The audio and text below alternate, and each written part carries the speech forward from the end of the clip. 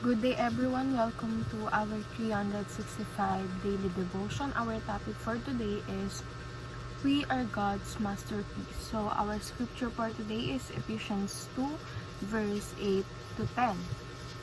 For we are God's masterpiece. He has created us anew in Christ Jesus so we can do the good things He planned for us long ago.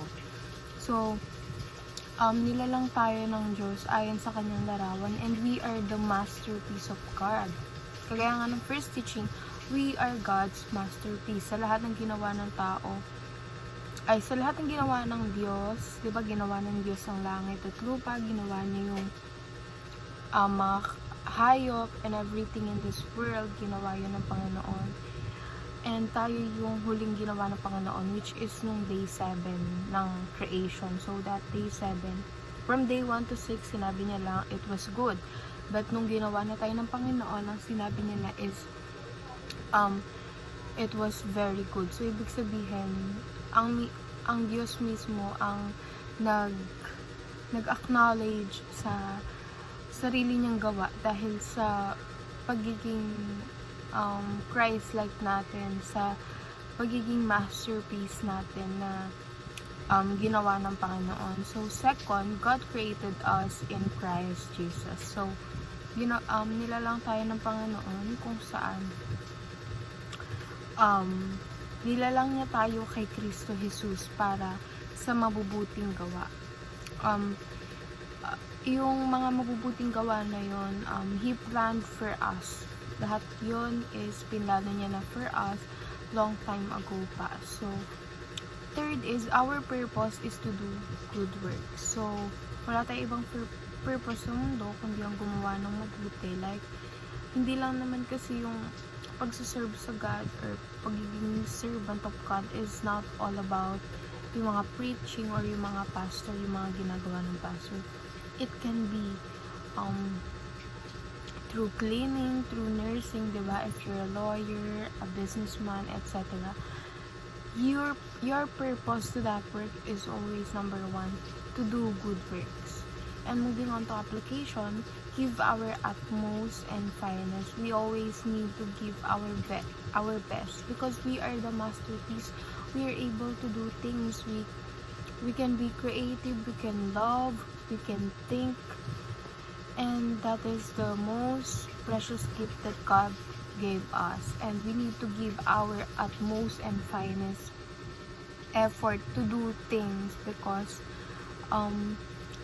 we need to be like, gamitin yung mga talent na binigay sa atin ng Panginoon and then make the most out of it. So, second, value ourselves as God's masterpiece. So, we need to look up for ourselves and for other people kasi when you're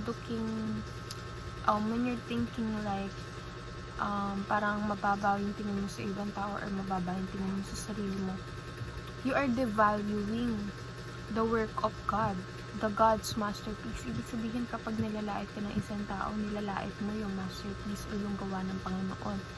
Kapag nilait mo yung sarili mo, kapag hindi mo gusto yung sarili mo, ibig sabihin, you don't like kung ano yung ginawa ng Panginoon. And minsan nga kapag nanlalait tayo ng ibang tao or nakakasabi tayo ng masasama sa ibang tao, we think na yung tao na yun nasasaktan, but no. Ang pinaka nasasaktan sa ganun nating ugali is ang God kasi siya yung gumawa nun eh. So, kung ano man yung meron sa tao na yun, it is created by God. So, we need to value ourselves. We need to take care of ourselves, diba? Kasi nga, we are God's masterpiece. We need to be a masterpiece. We need to do a masterpiece, diba? Kumbaga, ang daming magagandang ginawa sa atin ng Panginoon, lahat ng mga talento, skills, and everything. Kaya kailangan i-value natin yung sarili natin kasi ang swerte natin na sa lahat ng nilikha ng Diyos is tayo yung pinaka nagustuhan niya because tayo may kakayahang mag-isip at magmahal.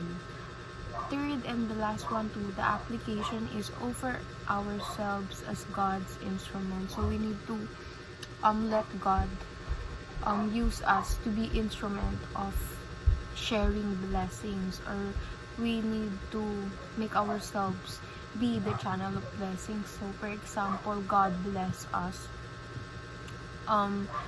we bless others too, we share those blessings, because if God bless you, kailangan i-share mo yan sa iba. Kasi kung nakakapag-share ka sa iba, it means that God blessed you first. And it's so much, alam mo yun, sobrang nakakalugod ang pakiramdam na nakakapag-share ka ng blessings or ng magagandang gawa sa ibang tao. Kasi alam mo na ang naunang gumawa ng maganda sa iyo is ang Panginoon mo. And I think that's a very good idea na kapag nagbibigay ka, mas lalo kang pinagpapala or mas lalo kang nagre-receive. Kasi ibig sabihin, pag binibigay mo yung best mo sa ibang tao, mas ibibigay ng Panginoon yung best niya ng mga blessing sa'yo.